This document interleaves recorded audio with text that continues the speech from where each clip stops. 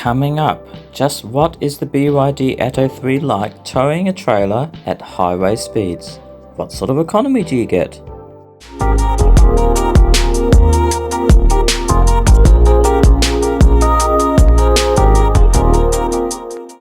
Welcome back to Atto 3 Adventures. This is episode 42. Now we're going to look at highway speed towing. Now at least one person commented they wanted to know what sort of economy I would get if I towed at a high speed. Now normally I would not do this. I would only tow around town because I can, even before I do the test, I'm pretty sure that it's not going to be a very good economy.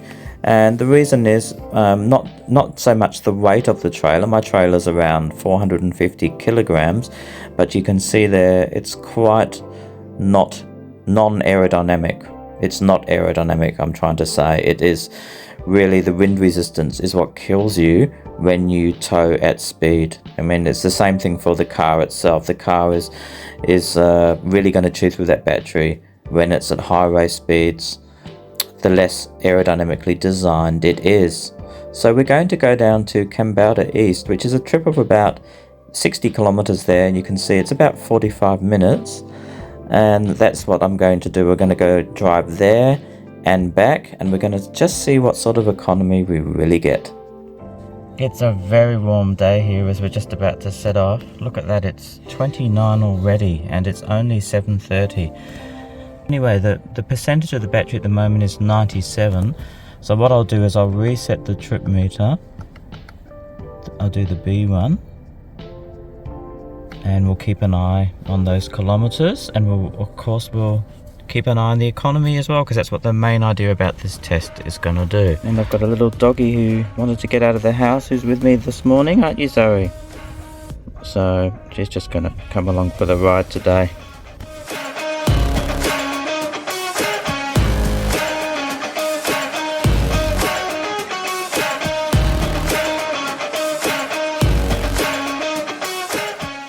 Okay, so we're just about to leave town here, and just to recap, we're going to stick on 100, so highway speeds, and I'm towing of course a trailer, which means the legal speed I can do anyway is 100, but I'll go up to 103 on the speedometer here, because that is what 100 is in the real world. And of course I've got the air conditioning on because it's very, very warm. So yeah, and as I mentioned in my little intro there, the trailer itself is quite high, so if you've got a smaller, flatter trailer with less wind resistance, of course you're probably going to get better economy. But as you can see, there is no wind, so that's something to bear in mind too. There's no wind at all today. So let's get on with this test.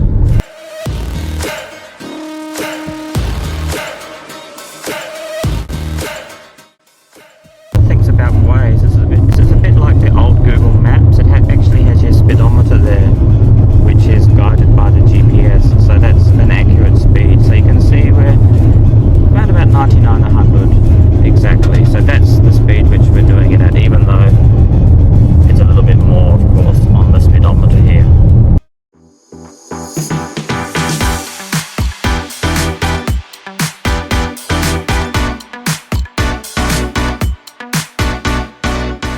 See that instantaneous there, well into the 30s. So we're really chewing through the battery at highway speeds. A while since I've done this stretch of road, and they've done some road works, and they've got a new section here that's looking pretty good. And also, if I didn't mention it too, it is fairly flat between here and Gvidon. There's a few little hills, but nothing too crazy. So still no wind, which is good, and the temperature though is really climbing, 31 degrees. We've only driven 25 k's, and the temperature's already gone up, so gee, we're in for a warm day. We're heading for 43 today.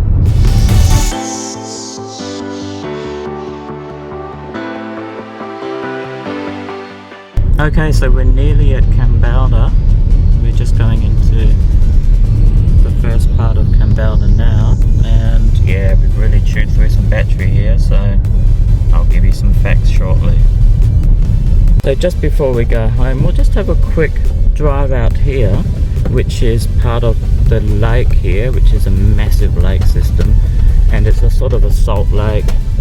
It doesn't always have water, of course. In fact, it seldom has water. And sometimes this part here, very close, is all white, and you can see the salt. But we might have to drive out a little bit to see that. But we'll go and have a little drive and have a look out here and see what there is.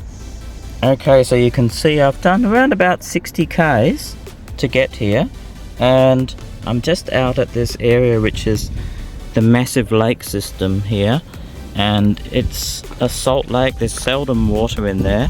Sometimes you get lucky and all this area here looks very white and you can sort of see the salt. But I'm going to put the drone up and have a look, because it's really quite an eerie, interesting landscape out here. And Zoe's having a bit of a run too before it gets too hot. It's around about 30, but it's warming up quickly, so we'll just hang around here for a little bit, and I'm going to leave the car running because it's very, very warm.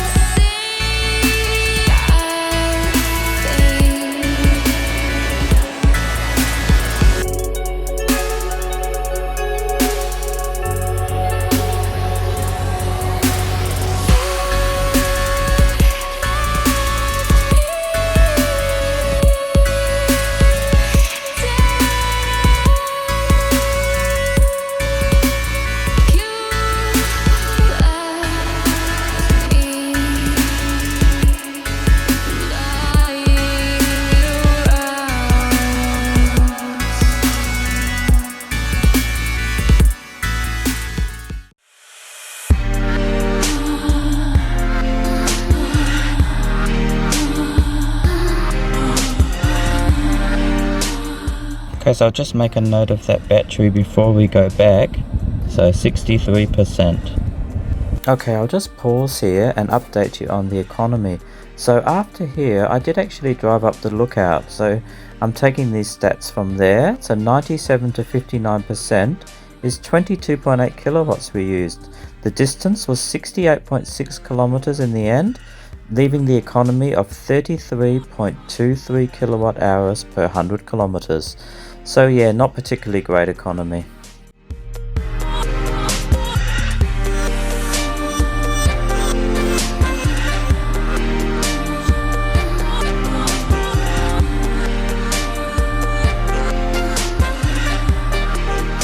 I've just driven up to Red Hill Lookout before we go back, and just to give you an idea of how massive this lake is, if you didn't already get an idea of that from the drone footage, but that's where we were down there. So one of those little dirt tracks going out, that's where we were. So it really is truly a massive, it goes all right around here. We might go for a little walk and just have a look on the other side there. Normally if I came up here, I'd love to walk right around it. There's a track you can go around which is about 1.5 kilometers. You can see that on my other channel, Finding G Spots, if you want to have a look. It's a really lovely place to go for a walk, but yeah, the temperature's around 30, so, and it's just going to get warmer, so I'm just going to stick around here. Just go for a little walk and have a look on the other side.